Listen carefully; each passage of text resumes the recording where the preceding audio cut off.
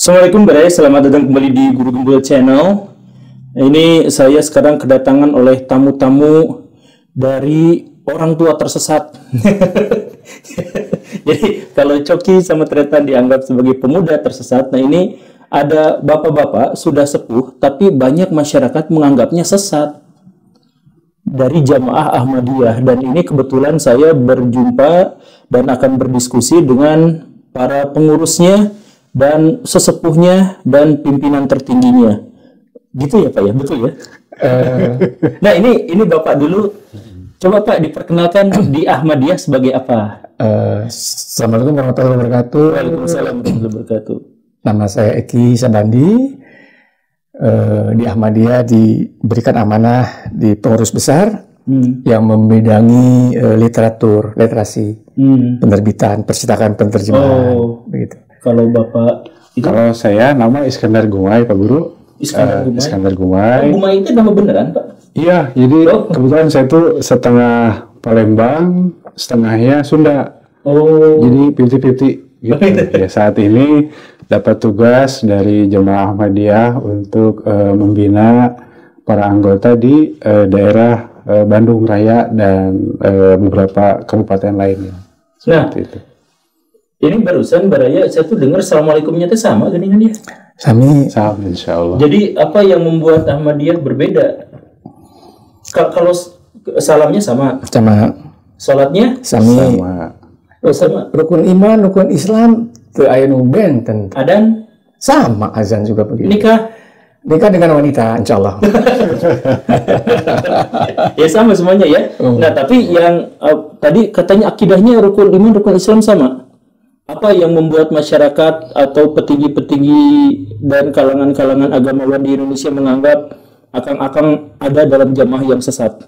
Ya memang tadi sudah disampaikan oleh Pak Eki bahwa rukun iman, rukun Islam fondasi sama. Perbedaannya memang tentang tafsir mungkin ya, Pak Guru. Misalnya tentang konsep kewafatan Nabi Isa alaihissalam. Kalau di Ahmadiyah meyakini bahwa Nabi Isa alaihissalam sudah meninggal. Sebagian kaum muslimin menganggap Nabi Isa naik ke langit. Kemudian tentang Imam Mahdi, konsep Imam Mahdi. Kalau di Ahmadiyah, sebagaimana Rasulullah SAW menjanjikan bahwa nanti di akhir zaman akan datang Imam Mahdi, kalau umat Islam secara umum masih menunggu, masih menanti, karena Ahmadiyah meyakini bahwa pendiri Ahmadiyah adalah Imam Mahdi yang disertai oleh bukti, yang disertai oleh argumentasi. Sebetulnya dalam garis besar perbedaannya di sekitaran situ. Adapun orang yang tidak percaya kepada Mirza Ghulam Ahmad sebagai Imam Mahdi, kami sih sah-sah saja, tidak ada masalah. Tapi memang alangkah baiknya jika kemudian kita sama-sama ngobrol lah gitu ya, daripada ngejudge dengan istilah sesat, murtad di luar Islam. Iya, kan itu sakit itu ya. Ya sakit dan tidak elegan, tidak elok lah seperti itu. Punten Pak, mic-nya kurang ke atas, diputar Pak. Nah, siap. Itu yang birunya, ya benar ya. Nah, Bisa ditambahkan. Nah, sok tambahkan. Seperti podcast Kang Guru nih, yang Imam Mahdi sudah datang di India. Iya. Yaitu menjadi yang membedakan. Oh iya, saya dulu pernah bikin ya video Ahmadiyah itu. Itu yang membedakan. Jadi kalau kami percaya Imam Mahdi sudah datang, yang Muslim yang lain masih menunggu.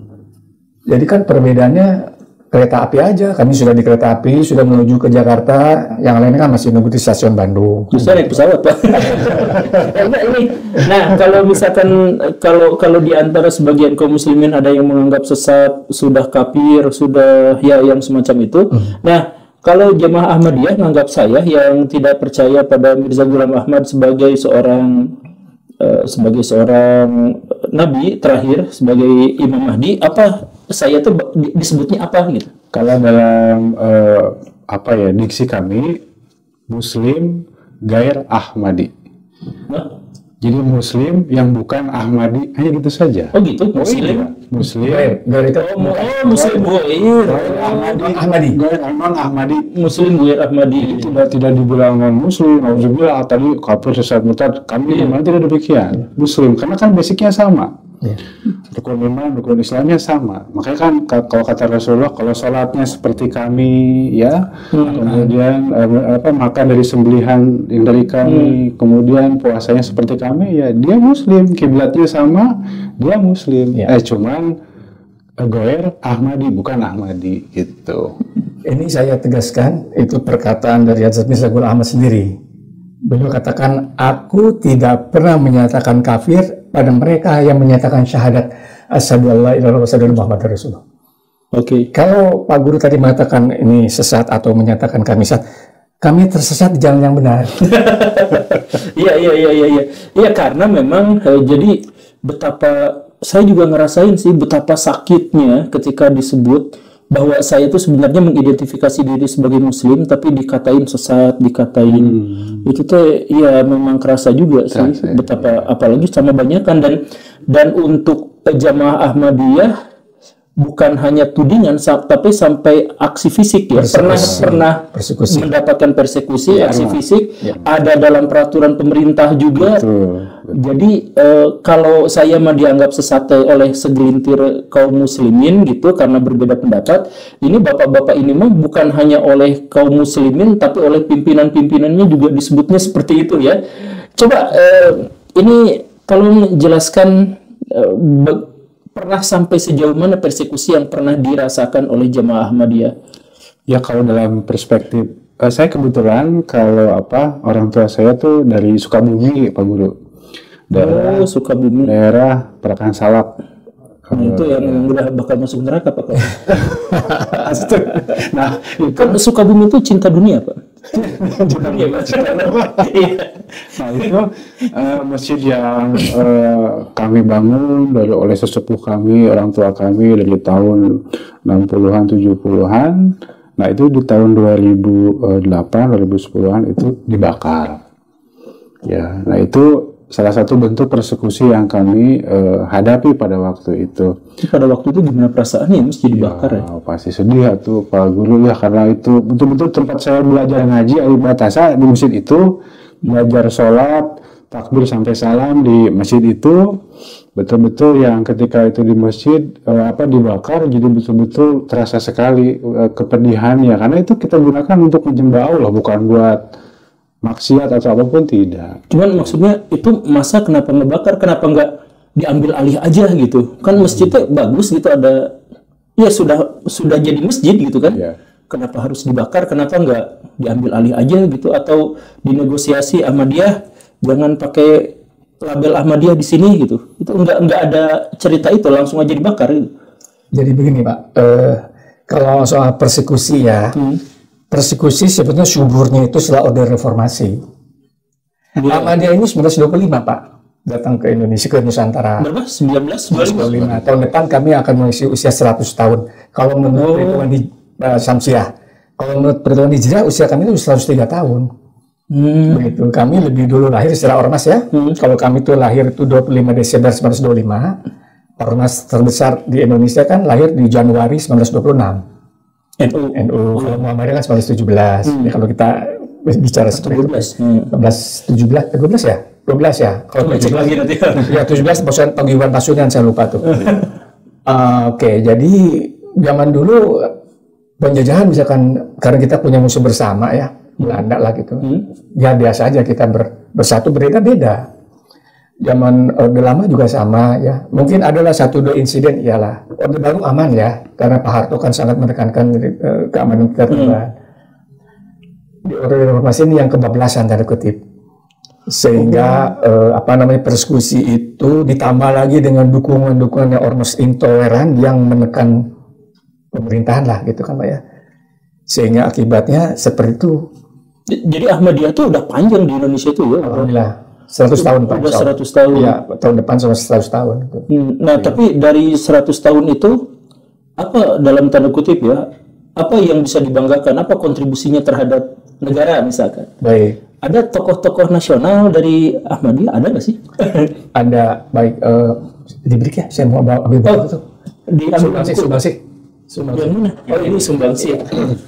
Astagfirullah. Iya, iya. Ini bawa buku beraya, apakah Ahmadiyah itu? Saya dikasih hadiah ini agar gabung Ahmadiyah. Dan Al-Quran juga. Dan Al-Quran juga, ini ada Al-Quran, tapi nantilah ditampilkan. Ini apa nih Pak? Oh, ada. Nah, ini buku Sumbangsi Ahmadiyah bagi negeri ya. Ya kan, ini sebagai satu contoh, katakan tadi apa sih konstruksi Ahmadiyah. Jadi Ahmadiyah itu dalam perjuangan, tokoh Ahmadiyah Pak ya, dalam perjuangan kemerdekaan Republik Indonesia ikut andil Pak. Salah dua tokohnya itu menjadi sahabat Bung Karno malah. Oh iya. Nanti bisa lihat di sini ya Pak ya gitu. Bung Karno pernah nyebut nggak? Siapa tokoh yang dimaksud tuh? Banyak. Salah satu adalah Maulana Said Shah Muhammad. Ya, Maulana Syekh. Ya, Said Shah Muhammad. Dia orang India. Oh, orang India. Ya, jadi warga negaranya kemudian ya. Perjuangan Pak Harto. Nah, beliau itu kontribusinya banyak lah kepada Republik ini ya. Boleh saya sebutkan. Tapi sebelumnya adalah anjuran dari Khalifah Ahmadiyah kedua, Hazrat Mirza Basiruddin Mahmud Ahmad Radhiyallahu supaya mendukung kemerdekaan Republik ini. Itu ada di dalam Kedaulatan Rakyat, Koran Jogja ya, 10 Desember 1946. Jadi Khalifah. Oh iya, Ahmadiyah itu punya Khalifah banyak, dan itu mengajak, menganjurkan dan mendukung kemerdekaan Republik Indonesia. Seperti itu. Tahun 1946. Ketika itu kan Republik kan masih baru ya. Iya. Masih Mesir baru. tahun 47, ini 46 ya. Iya betul. Sama dengan Palestina. Kemudian itu diminta kepada seluruh Ahmadiyah di seluruh dunia supaya apa? Pertama saum semirmis. Doakan untuk kemerdekaan bangsa Indonesia. Kedua apa? Propaganda ya, menulis artikel di koran-koran, di majalah-majalah di daerahnya masing-masing, di negara masing-masing tentang perjuangan kemerdekaan ini. Ya kan Pak gitu. Nih contohnya seperti ini. Boleh saya sebutnya, maaf ya. Nanti bisa dilihat lah. Wah, itu banyak tokohnya di situ. Alhamdulillah kan begitu. Nah, ini seruan Khalifah Pak ya. Oh, seruan Khalifah. Ini seperti agar anggota Muslim Ahmadiyah di seluruh dunia 2 juta pada waktu itu. Pada waktu itu 2 juta ya, kan? Sekarang sudah 200 juta Pak. Sekarang 200 juta. Ternyata banyak sekali.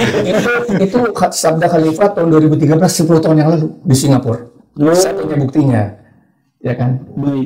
Yang 200 itu 11 tahun yang lalu ya. 11 tahun yang lalu itu ada 200 juta orang Ahmadiyah. Tapi ini pada waktu itu baru 2 juta anggota Ahmadiyah, supaya puasa Senin Kemis dan berdoa untuk kekuatan dan pemimpin dan bangsa Indonesia. Aduh, saya terharu Pak. Menyerukan kepada para pemimpin negara Islam agar mengakui negara Republik Indonesia, menyerukan kepada para mubalik Ahmadiyah di seluruh dunia, Palestina, Mesir, Iran, Afrika, Eropa, Kanada, Amerika Serikat, Amerika Selatan, dan seterusnya untuk mendengungkan dan menulis surat-surat kabar majalah di negara masing-masing tentang perjuangan kemerdekaan bangsa Indonesia. 10 Desember tahun 1946. Dikutip dari Kedaulatan Rakyat. Oh, dikutip dari Kedaulatan Rakyat Yogyakarta. Ada ya kutipannya di sini ya? Iya, ada referensinya betul. Nah, dan ternyata di sini ada Wage Rudolf Supratman. Ya, beliau itu Ahmadiyah juga. Itu yang saya kata itu beliau kan meninggal muda ya tahun 34 kalau salah kan. Tapi ada jejak digitalnya bahwa beliau itu seorang pengurus Ahmadiyah. Pertama ada dari buku yang dikeluarkan oleh pemerintah Kabupaten Madiun, dulu kabupaten Pak ya. Kenang-kenangan 10 tahun Kabupaten Madiun. Dan dalam buku itu kan banyak tuh tokoh-tokoh yang dari Madiun kan. Dan dia disebut W.R. Supratman dan disebut sebagai seorang Ahmadiyah. Kemudian juga dalam buku tentang saya lupa bukunya, tapi itu ketika itu disampaikan oleh Presiden Megawati menyebutkan bahwa pencipta lagu Indonesia Raya itu adalah W.R. Supratman, dan seorang penganut Ahmadiyah. Oh gitu. Iya, berarti memang sudah tua dan ada kontribusinya buat Indonesia, dan adem ayem biasa-biasa aja, dengan sedikit sekali kasus dan kekerasan. Tapi baru kemudian mengemuka di era reformasi. Ya, karena era reformasi awal tentu saja masih anarki di Indonesia itu ya, masih sangat kuat. Dan yang mendapatkan persekusi sampai masjid dibakar itu di era-era itu. Betul. Nah, sekarang baik-baik saja tapi dalam beberapa katakanlah pemerintahan Jokowi ya, saya sebut 10 tahun terakhir, melandai. kasus-kasus kekerasan. Ada 1-2 kasus, tapi tidak seperti era sebelum Pak Jokowi. Pak SBY dan Ibu Megawati dan Kalau Megawati kan sebentar aja. Yang lama kan sebelum Megawati. Sebelum Pak Jokowi kan seperti itu. oh iya yang 10 tahun itu. Iya, seperti itu. Jadi itu kalau ditanya permainan kasus.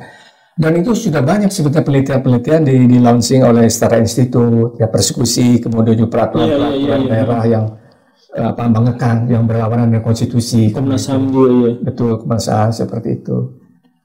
Tapi kami tetap istiqomah aja. Karena kami bahasanya, Ahmadiyah juga punya saham kok di Republik ini, walaupun kecil. Dan kami hanya mempertahankan hak konstitusi kami, sebagaimana diatur dalam Undang-Undang Dasar 1945, kebebasan beribadah, berkeyakinan. Ya, kebebasan beribadah, berkeyakinan. Ya, beragama, beribadah, Dalam konteks Bapak dan Bapak-Bapak semua di sini itu masih 100% mengaku bahwa dirinya itu Muslim. Dan tidak ada, dan hanya ada detail-detail kecil saja yang membedakan kami dengan Muslim mayoritas itu saja ya? Betul. Iya. Oke, satu hal Pak Guru ingin saya tambahkan terkait fakta persekusi pada tahun-tahun tadi yang disebutkan. Tapi meskipun tadi dibilang disebut pahit, sakit, tapi rupanya ada hikmah yang luar biasa di balik itu. Dengan peristiwa itu justru ruang pertemuan, pertemanan, persaudaraan semakin luas, semakin banyak. Orang banyak yang kemudian mencoba ingin mengenal Ahmadiyah, ingin mempelajari Ahmadiyah, meneliti Ahmadiyah. Bahkan lebih dari itu, cabang Ahmadiyah nambah lagi gitu. Oh, cabang Ahmadiyah nambah.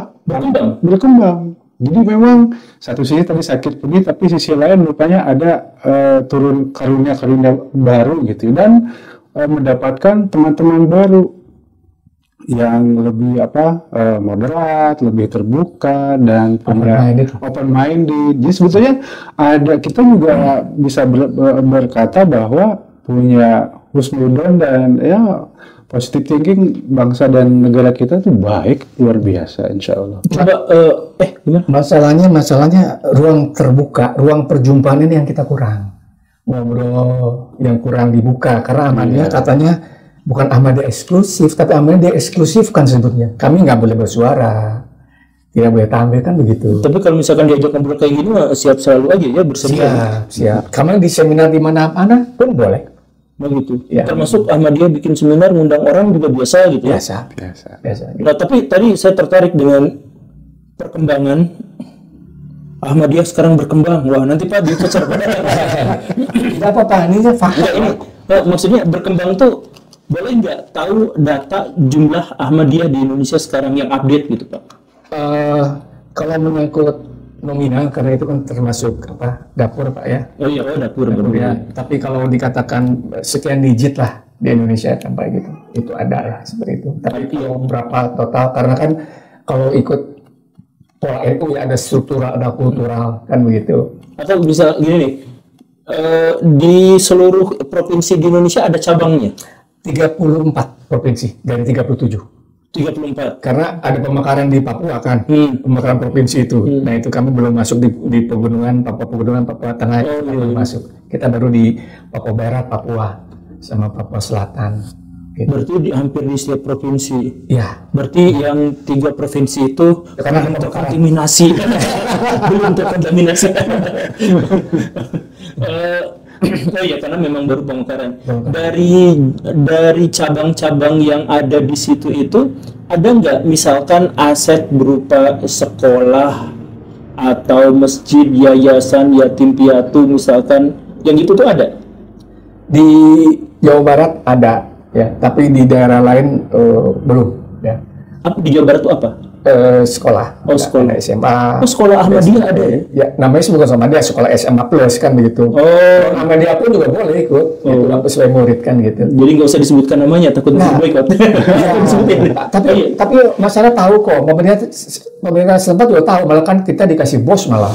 Oh gitu. Sekolah kan begitu. Dan prestasi siswa kan begitu.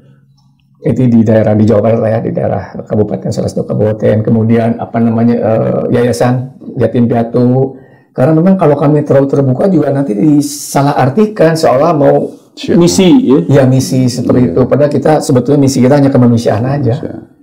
Makanya kita tidak terlalu bertepuk dada lah naon sih, dan kita masih mau mengajak kepada Allah Ta'ala. Ya, klinik juga ada Pak Guru. Klinik juga ada. Klinik ada. Iya, ini kalau memang cuman sesederhana itu, kenapa dimusuhin gitu? Maksudnya sesederhana bahwa kami itu Tuhannya sama, Allah Subhanahu Wa Taala, dengan segala sifat-sifat dan semua yang disebutkan itu sudah sama gitu ya.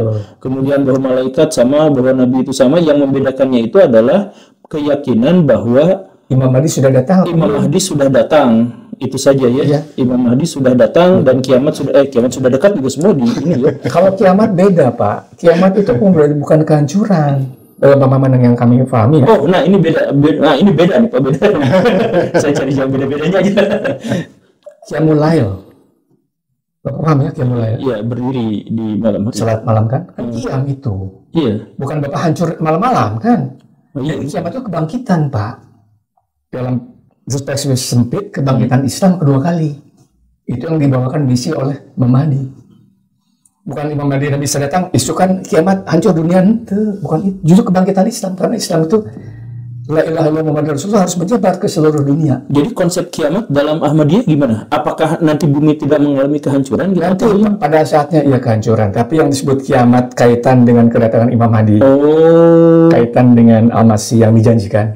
Itu kiamat. Itu bukan berarti kehancuran. Jadi bahwa Imam Mahdi turun ke bumi tanda kiamat. Tanda kiamat. Nah, tapi kiamat yang dimaksud itu adalah tanda kebangkitan Islam. Kebangkitan Islam. Oh gitu.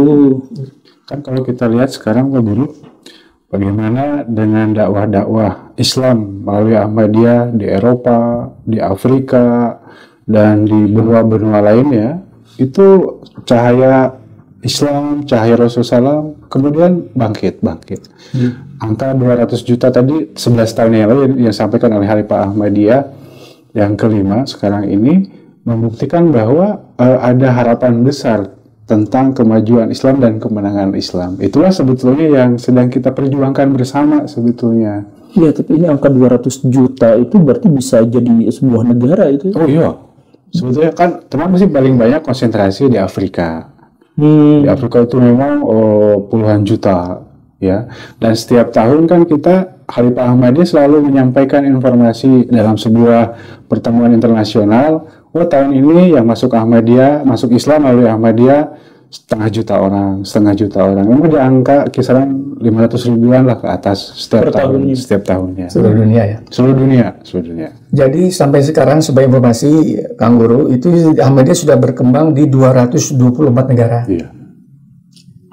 Lebih besar daripada anggota PBB. Jumlah anggota PBB. Iya, saya tuh mikir aja nggak sampai segitu. Anggota PBB itu kan sudah 198 dan 198 negara. Itu berarti di setiap negara ada? Ada. Tidak semua. Ada beberapa negara yang masih kosong, tapi yang belum ada Ahmadiyah seperti beberapa negara kecil ya.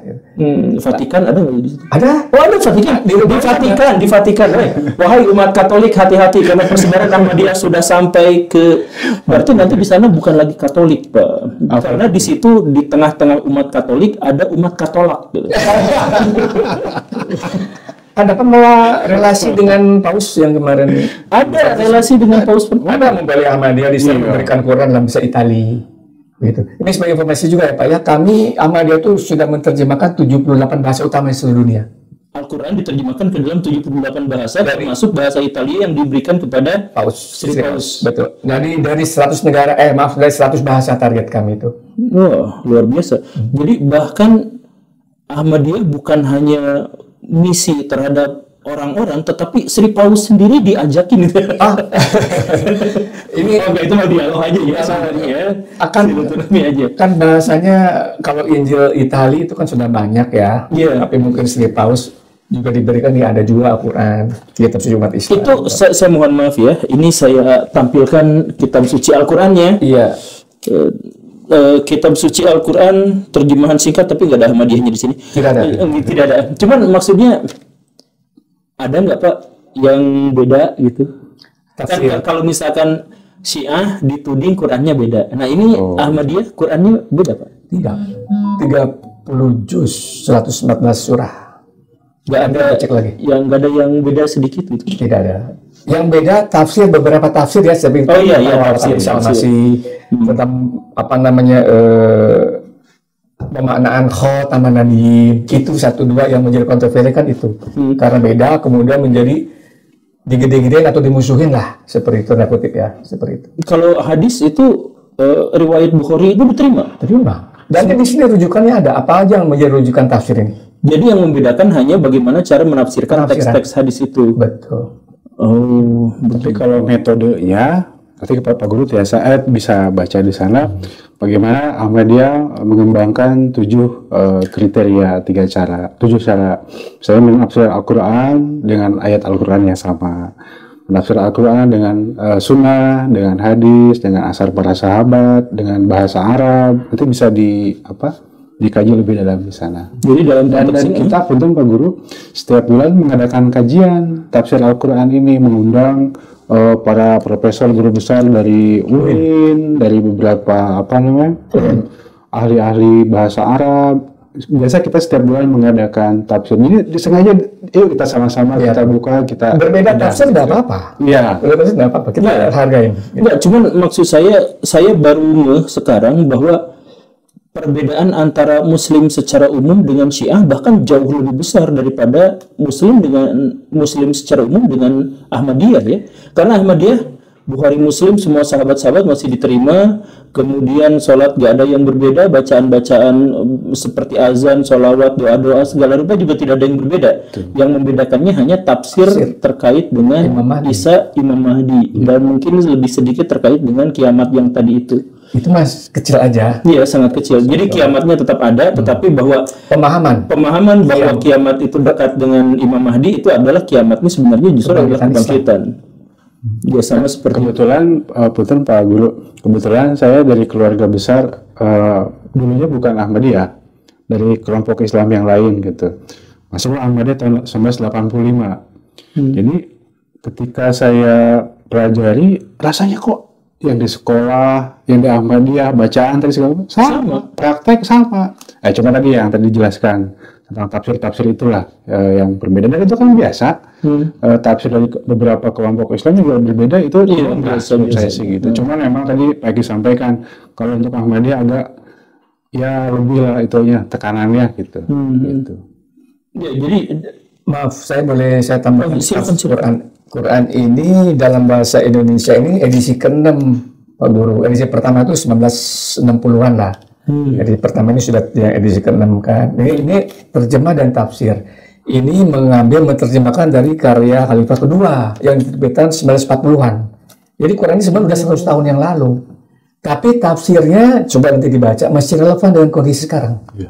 Tafsirnya itu. Nanti saya penasaran. Jadi ini dan itu pun ada lagi diterjemah dalam bahasa Sunda. Ada tafsir bahasa Sunda juga. Tafsir. Saya disuap tafsir. Ini bahasanya biar tidak bikin netizen marah gitu. Jadi saya harus tetap terlihat bermusuhan.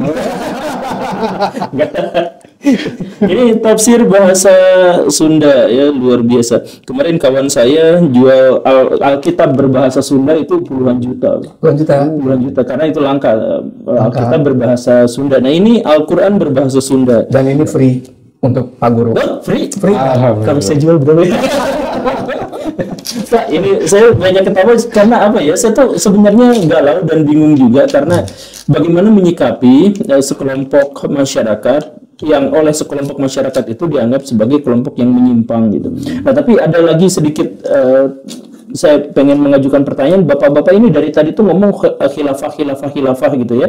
Ini sama seperti khilafah HTI kah gitu, atau khilafah NII kah, atau sama dalam tanda kutip seperti khilafah Az-Zaitun yang pernah ditudingkan, atau bahwa khilafah yang dimaksud itu nanti kalau misalkan Ahmadiyah sudah berhasil mendirikan khilafah dan orang Indonesia akan dipaksa jadi satu kesatuan dengan khilafah. Nah ini gimana tuh? Itu begitu atau gimana? Ya, khilafah Ahmadiyah ini memang sangat berbeda dengan corak tadi yang Pak Guru sampaikan, khilafah HTI, ini dan lain-lain. Khilafah Ahmadiyah itu adalah khilafah ala minhajin nubuwah. Sebuah khilafah yang berbasis kepada manhaj nubuwah, kenabian. Itulah mengapa visinya adalah kerohanian, karena nubuah kan kenabian, tidak untuk mencari politik, kekuasaan. Jadi bukan politik, tapi rohania. Mirip kepausan. Ya, betul. Tapi beda sedikit karena Vatikan kan sebagai satu negara. Oh iya, sedang aja negara gitu ya. Iya, betul.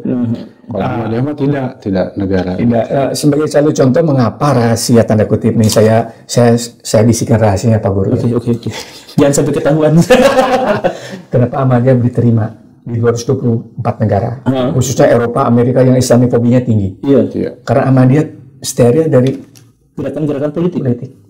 Ahmadiyah hanya mengajak pada umatnya, ayo kita mengenal Allah Ta'ala, dekat dengan Allah Ta'ala, dan bagi mereka yang belum mengenal Muhammad Rasulullah SAW, kita kenalkan La ilaha illallah Muhammad Rasulullah. Ini seperti itu.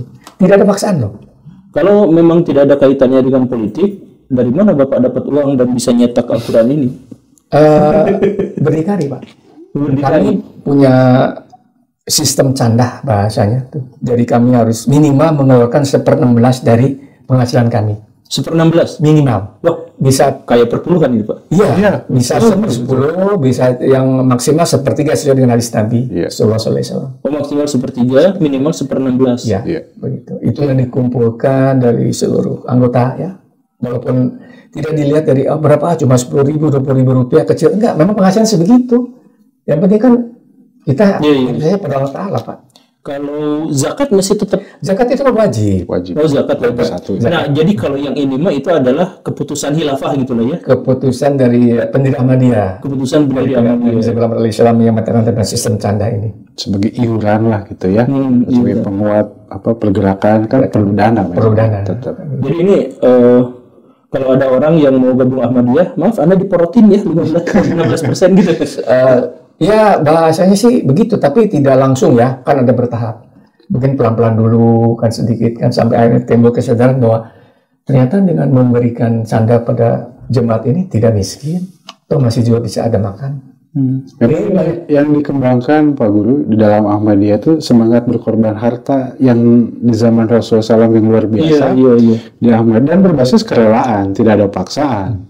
Dan kita tadi yang Pak Eki sampaikan justru dengan semakin rela, semakin banyak yang kita dapatkan berkah karunia-Nya. Karena kan kita harus membiayai, tadi sudah disampaikan, mencetak Al-Quran ratusan bahasa. Kita harus membiayai membangun masjid, sekolah, penyebaran mubalik, kemudian membangun rumah sakit. Kita punya televisi Muslim Ahmadiyah, 12 satelit dengan berbagai macam bahasa. Itu tanpa ada iklan. 12 satelit. Ya, kita sewa itu semua. Dan itu 24 jam mengudara tanpa ada iklan. Nah itu dari mana? Ya itu semua dari para anggota dan tidak ada bantuan dari negara. Nah, ini dari semua elemen dalam anggota Ahmadiyah dan memang berkahnya luar biasa. Alhamdulillah. Coba kalau misalkan tidak ada kaitannya dengan unsur politik dan kehilafahan itu berarti sepenuhnya spiritual, rohani. Ya. Berarti Ahmadiyah tidak punya pejabat politik gitu di negara-negara tertentu. Banyak. Banyak. Secara pribadi ya Pak ya. Ahmadiyah sebagai warga negara kan punya hak dong berpolitik. Oh iya. Kan, di Jawa Barat juga banyak kok. Cuman saya nggak mau sebut aja di sini. Di Jawa Barat banyak pejabat Ahmadiyah. Tolong Bin. Ya betul ya. Contoh lah ya, tapi nggak enak nanti ketahuan nanti di sini nggak apa-apa ya. Tapi kan di situ ada tadi dicantumkan ya di sini kan yang udah bahasanya yang existing Pak, yang sekarang masih manggung. Gitu. Yang manggung banyak ya. Gitu. Ya kalau banyak kan relatif Pak ya. Kalau mungkin yang lain lebih banyak, tapi Ahmadiyah ada lah hitungan itu kan seperti itu. Seperti itu Pak ya. Di Kementerian Agama jangan-jangan ada? Di Kemenang yang saat ini baru-baru sudah pensiun. Oh, udah pensiun. Yang baru-baru pensiun. Aman. Yang baru sudah pensiun dan adalah di beberapa kementerian kan juga. Tapi mereka kan sebagai warga negara Pak ya. Ada juga yang sebagai anggota DPRD Pak ya, dari satu partai, berbeda partai, ya udah silakan aja. Tapi tidak membawa nama Ahmadiyah. Karena begini, misalkan saya ini pengurus, saya ikut bergabung salah satu partai, maka saya harus keluar dari pengurusnya. Ahmadiyah tetap tapi nggak boleh merangkap, begitu. Itu politiknya begitu.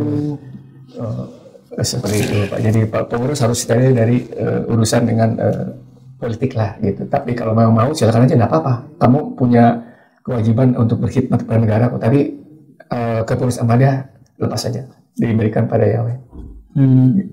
Nah, tapi ya Baraya ini tuh sebenarnya diambilnya hari Jumat dan menjelang hari Jumat, menjelang Jumatan. Jadi saya harus mengakhiri ini sebentar lagi, tapi nggak apa-apa. Ada satu pertanyaan lagi lah. Sebenarnya masih banyak sih, tapi ini mah penutup aja. Menurut versi Ahmadiyah, perang akhir zaman itu gimana? Kalau Mahdinya begitu, kalau kebangkitannya begitu, Isa-nya begitu, perang akhir zamannya ngelawan orang-orang kafir, pengikut Dajjal dan lain-lainnya itu gimana? Baik, ini yang saya tahu Pak ya. Prinsipnya begini, suatu nubuatan itu bisa dibicarakan kalau memang sudah sempurna. Jadi bukan cocokologi. Oh iya. Satu, kedua, yang saya pahami lagi, akhir zaman ini atau zaman akhir ini kan terkait dengan kedatangan Al-Masih, Messiah. Umat Yahudi menunggu Messiah. Yang ketika Nabi Isa turun, beliau mendapatkan sebagai Al-Masih, ditolak oleh umat Yahudi. Karena harus turun dulu Elia dari langit. Kan begitu. Sementara itu sekarang sampai sekarang pun umat Yahudi menunggu Al-Masih. Betul. Ya kan begitu. Nah, kedua, umat Islam pun juga menunggu kedatangan Yesus yang kedua kali. Kalau umat Islam menunggu Imam Mahdi. Nah, seperti itu. Nah, kalau dibuat suatu nubuatan, ini termasuk yang apa namanya nubuatan tentang kehancuran Islam kedua kali, sebagaimana kehancuran Yahudi kedua kali. Ada dalam tafsir di Quran, Pak ya. Justru di situ dinubuatkan bahwa satu saat nanti umat Yahudi yang terbelah itu akan disatukan, sempurna lah dengan empiris berdirinya negara Israel 1948. Ini dinubuatkan, ini dalam tafsir Quran ya. Tafsir Quran ini dibuat itu tahun 40-an loh Pak, oleh Khalifah kedua itu. Kan sempurna dengan jadi negara Israel. Berdirinya negara Israel sudah diramalkan dalam tafsir tahun 40 dan Israel baru berdiri 8 tahun kemudian kan? Saya nggak pasti tahun berapa, tapi yang jelas 58 ya Israelnya tuh yang tafsir. Karena kan tafsir itu kan bertahap ya seperti Cuma di situ dijelaskan begitu. Itu suatu nubuat bahwa itu sempurna. Allah Ta'ala katakanlah tanda kutip menghukum umat Yahudi sehingga tidak diaspora, ya kan, sekian ribu tahun. Nah, tapi kedatangan Al-Masih inilah akan dibuat kembali dalam dikembali itu sempurna dalam bentuk negara Israel. Ini adalah pemenuhan nubuat, sudah datanglah ini Imam Mahdi atau Al-Masih yang mereka tunggu sebenarnya sudah datang. Nah, kalau seandainya mereka itu masih juga menolak, membangkang, nah disitulah akan terjadi peperangan. Itulah akan terjadi peperangan, malah yang dikhawatirkan terjadi perang nuklir. Kan gitu. Ini yang dikhawatirkan oleh Khalifah kelima yang selalu ya kalau terjadi perang itu apa? Takdir itu cerita lain Pak ya. Tapi sebagai manusia kan harus berikhtiar menciptakan perdamaian. Itu yang harus diupayakan oleh para Khalifah kami, oleh para tokoh-tokoh Ahmadiyah. Di Israel juga ada Ahmadiyah Pak. Di Israel juga ada Ahmadiyah. Tahun 24 di situ sebelum berdiri Israel sudah ada Ahmadiyah di situ. Ada Ahmadiyah juga di Israel. Tolong itu Mossad diamankan. Tidak usah diamankan karena kalau ada acara-acara keagamaan di Israel, diundang. Islam dari Ahmadiyah, gitu. Wakil agama Islam di Israel itu adalah Ahmadiyah. Iya, begitu. Bukti otentik bahwa Ahmadiyah itu ada di Israel. Iya. Damai Pak. Damai. Kan saya juga suka tanya kalau ketemu kan dengan teman-teman Ahmadi dari Israel ketemu di London atau gimana sih perang di sana? Dia juga bingung karena kan yang heboh tuh mungkin ada sebelum perang lah ya dulu kita sebelum perang sekarang itu kan di daerah tertentu. Kenapa jadi heboh gitu? Kami aman-aman saja. Iya, mungkin satu hal Pak Guru ya, tadi sudah dijelaskan bahwa memang konsep peperangan akhir zaman sesuai dengan hadis Rasulullah SAW bahwa Imam Mahdi itu wayadul harb, akan menghilangkan peperangan. Yang dihilangkan apa? Perang secara fisik, perang secara tumpah darah. Makanya mengapa di Ahmadiyah peaceful, cinta damai, dan jihad tidak ada dengan kekerasan, dengan pedang. Makanya tapi kan kita paham Imam Mahdi itu turun dalam kegoncangan akhlak, kegoncangan rohani, bahkan tadi ada potensi-potensi peperangan fisik dan lain-lain, perang dunia ketiga dan lain-lain. Itu sebuah runutan lah kebobrokan dalam proses umat manusia. Nah, yang Imam Mahdi akan lakukan adalah perang rohani. Bagaimana menguatkan ketauhidan, orang menuju kepada Allah Ta'ala, perang ilmu, perang melawan kemiskinan, perang melawan kebodohan, melawan permusuhan, kebencian. Nah, itu yang terus kita, dan memang kita sebetulnya Ahmadi juga sedang perang itu saat ini. Melawan permusuhan, kita balas love for all, hatred for none. Orang menyebarkan kemiskinan, kita bantu dengan kasih sayang dan pengembangan umat. Tapi yang paling pasti adalah perang Armageddonnya lah, katakanlah perang besarnya Imam Mahdi itu dengan rohani. Dan itu yang mudah-mudahan bisa menyentuh hati dan membawa manusia kepada ajaran Islam yang sesungguhnya, begitu. Dan itu saya jadi mau mengakhiri tapi ada sedikit lagi nih. Dan yang sering ditudingkan kepada Ahmadiyah itu adalah bahwa Mirza Ghulam Ahmad adalah antek dan intel dari Inggris untuk bisa memadamkan semangat jihad kaum muslimin berperang melawan penjajahan Inggris. Saya tuh ingat pada waktu itu tuh. Ya. Itu tuduhannya itu kan. Karena Mirza Ghulam Ahmad diantaranya adalah menolak perang secara fisik. Jadi begini, setting sosial ya Pak ya, pada saat beliau itu hidup itu, ya kan, itu kan pemarah lah. Umat Islam, maaf ya, sedikit beda udah langsung bunuh-bunuh tiap hari terjadi di daerah perbatasan, bahasa daerah perbatasan ya. Itu sebetulnya yang sekarang Afghanistan. Dihujat sedikit marah, pembunuhan tiap hari, begitu. Sedangkan dikatakan oleh beliau alaihissalam, bisa Ahmad alaihissalam itu bahwa mereka dibunuh karena apa? Apa dibunuh? Apa kamu membunuh itu? Karena agama kan tidak begitu, kan la ikraha fid-din. Satu, kedua dikatakan bahwa kalau seandainya mereka begini settingannya, kebebasan yang diciptakan oleh kolonial Inggris di Hindustan itu kan demikian luar biasa Pak, sehingga pembulian kepada Islam, kepada Nabi Muhammad SAW, pada Al-Quran, pada Allah Ta'ala itu kan bebas mereka Pak, di pasar-pasar lah bahasanya gitu kan. Sementara maaf, ulama-ulama Islam tidak bangkit untuk membela secara narasi, secara hujah, secara ilmiah kan, hanya dengan emosi pada saat itu. Beliau adalah salah satu yang bangkit untuk menjelaskan keindahan Islam. Nah, di antara dikatakan bahwa zaman ini bukan zaman fisik, bukan kekerasan lagi. Kalau la ikraha fid-din berlaku loh. Kalau seandainya mereka menyerang dengan tulisan, dijawab dengan tulisan. Kalau seandainya kamu dengan fisik diserang, kamu boleh bela diri. Itu Pak yang dimaksud di situ. Nah, tapi tadi Baraya, Bapak keceplosan menyebut bahwa Mirza Ghulam Ahmad alaihissalam. Enggak, itu baru keceplosan ya. Ya itu berarti menganggap itu kan doa. Itu menganggap beliau nabi terakhir. Tidak ada kaitan dengan nabi terakhir. Karena kenabian itu tetap terbuka sampai akhir zaman, sampai beliau itu berakhir. Oh iya, nah ini adalah yang berikutnya yang berbeda ya, bahwa sampai akhir zaman Nabi itu ada. Kenabian tetap terbuka. Kenabian tetap terbuka. Walau alam siapa itu hak prerogatif Allah Ta'ala. Sampai sekarang ada? Saya nggak paham sampai sekarang ada, karena kan yang jelas bahwa secara prinsip kenabiannya, secara prinsip ya kenabian itu terbuka gitu. Sampai sekarang atau mungkin besok lusa kita nggak paham seperti itu. Apakah nabi yang dimaksud itu adalah para khalifah Ahmadiyah? Tidak. Oh, tidak. Ini khalifah pengganti, maka disebut Khalifatul Masih ya. Jadi lengkapnya Khalifatul Masih ya. Dan terus Al-Masih. Dan maksudnya bisa aja sekarang tuh nggak ada nabi sama sekali, bisa juga gitu. Zaman ini ya mungkin, tapi besok kan terbuka. Oh begitu. Gitu. Dan konsep kenabian itu juga bukan nabi yang membawa syariah. Tapi kenabian di bawah kenabian Rasulullah SAW, Nabi Umati namanya. Kenabian di bawah umat Rasulullah SAW. Tidak boleh terlepas dari situ. Jadi Ahmadiyah juga sebetulnya Pak Guru meyakini Nabi Muhammad Rasulullah SAW sebagai Nabi terakhir. Terakhir dalam makna kemuliaan dan keagungan derajat lah. Jadi kalau ibaratnya lantai bangunan, lantai 36, Rasulullah SAW itu udah paling mentok, paling atas, paling tinggi. Keterakhirannya dalam derajat, bukan dalam konteks waktu.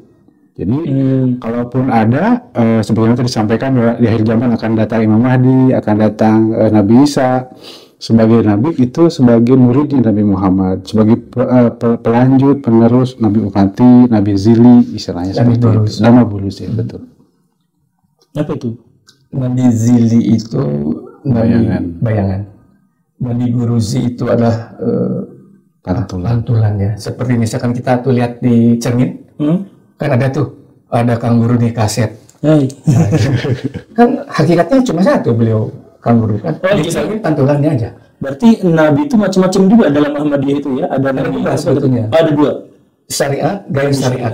Garis syariat. Garis syariat. Yang garis syariat itu ada istilahnya buruz, umati. Kalau ada lagi yang gaya mukalam kan, tapi intinya non syariat, bukan syariat adalah syariat Muhammad Rasulullah sallallahu alaihi wasallam. Contohnya kan ketika Nabi Harun diutus Allah, kan itu ada Nabi Musa. Iya. Tapi Allah Ta'ala juga utus Nabi Harun. Iya. Wah, ada 2 Nabi, satu tempat, satu zaman. Iya. Itu luar biasa. Tapi kan tetap Nabi Musa, Nabi pembawa syariat. Adapun Nabi Harun yang membantu Nabi Musa alaihissalam. Seperti itu. Kita belum akan selesai sebenarnya diskusinya dan tentu saja masih akan banyak sekali. Jadi kalau misalkan Baraya mau diskusi mau apa silakan di kolom komentar, bablasin aja di situ, bahas. Tapi untuk pertemuan kali ini kita hentikan dulu aja karena kameranya takut keburu panas. Dan ada masalah-masalah lain yang tentu saja yang mungkin lain kali kita bisa diskusikan. Siap ya kalau misalkan nanti kita diskusikan lagi ya. Ya, tapi sekarang kita akhiri saja karena mau Jumatan. Kalau misalkan Baraya mau menganggap bahwa Ahmadiyah itu tetap sesat, tetap kayak gimana, ya silahkan saja. Tapi kalau misalkan Baraya mau, oh itu biasa aja, ya itu juga silahkan saja. Karena kita di sini hanya menyampaikan, membicarakan dalam perspektif masing-masing. Dan sampai sekarang pun saya tetap bukan seorang Ahmadiyah, tapi tetap bisa diskusi sama-sama seperti ini. Karena iya, kita berbeda bisa aja, tetapi silaturahim itu adalah kewajiban untuk menciptakan perdamaian dan kebaikan. Terima kasih karena sudah menyimak. Saya Guru Gembul dengan bapak-bapak dari Ahmadiyah ini pamit undur diri. Assalamualaikum warahmatullahi wabarakatuh. Waalaikumsalam.